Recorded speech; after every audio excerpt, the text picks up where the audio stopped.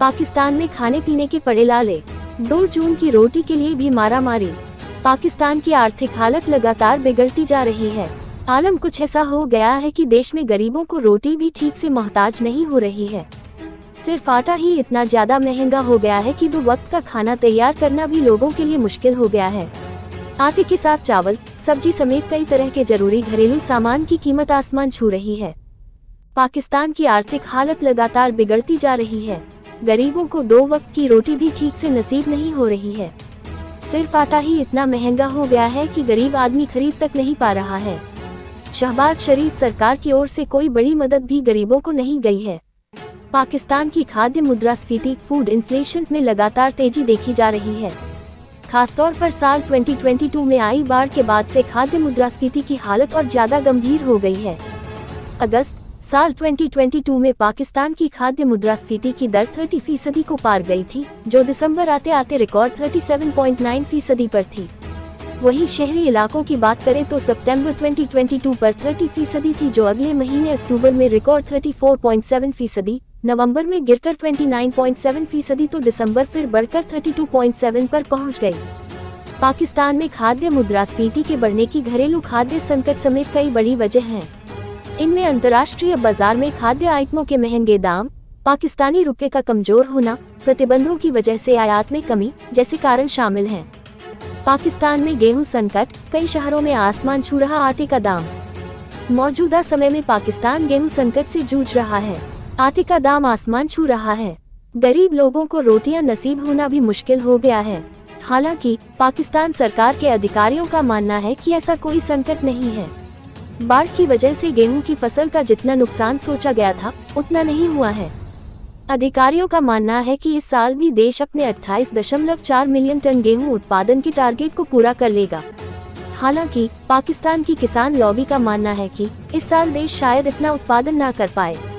पाकिस्तान के अंग्रेजी अखबार द एक्सप्रेस ट्रिब्यून की एक हालिया रिपोर्ट के अनुसार रावलपिंडी के बाजार में आटे की कीमत 150 रुपये प्रति किलो तक पहुंच गई है। आटे की 15 किलो की बोरी 2250 रुपये तक में बिक रही है। वहीं लाहौर में भी आटे का दाम 145 रुपये प्रति किलो पहुंच गया है। ऐसी ही मिलती जुलती हालत अन्य शहरों में भी है। खेती के लिए फर्टिलाइजर उर्वरक के बढ़ते दाम किसानों के सामने एक बड़ी समस्या है। साल 2022 में फर्टिलाइजर के दाम आसमान छू रहे थे। वैश्विक स्तर पर भी इसकी महंगाई देखने को मिली थी। महंगे होते जा रहे फर्टिलाइजर का काफी असर किसानों पर देखने को मिला। चिंता की बात यह है कि साल 2023 में ही 6 महीने तक फर्टिलाइजर की महंगाई कम होती नहीं नजर आ रही है, चाहे अंतर्राष्ट्रीय दाम स्थिर रहे। पाकिस्तान में आटे के साथ साथ चावल के दाम भी छू रहे आसमान। पाकिस्तान के अंग्रेजी अखबार डॉन के अनुसार जहां एक तरफ आटा लगातार महंगा होता जा रहा है तो चावल भी कम पीछे नहीं है। पिछले कुछ महीनों में चावल के दाम में लगातार बढ़ोतरी देखने को मिली। इसी वजह से वित्तीय वर्ष 2022-23 में चावल का निर्यात की वर्ष 2021-22 से कम रहने की उम्मीद है।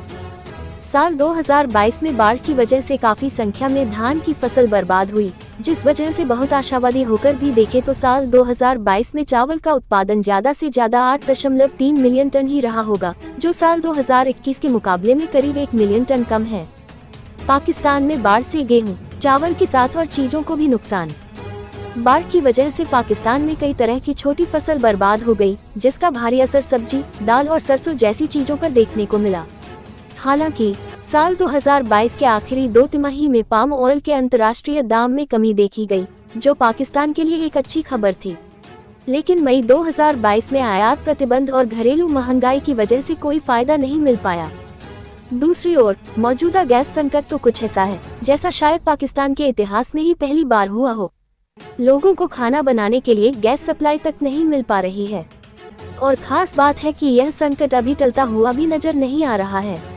इसी वजह से रेस्टोरेंट जैसी जगहों पर मिलने वाले पके हुए खाने के दाम भी दिन प्रतिदिन बढ़ते जा रहे हैं। पाकिस्तान में बिजली संकट भी गंभीर है।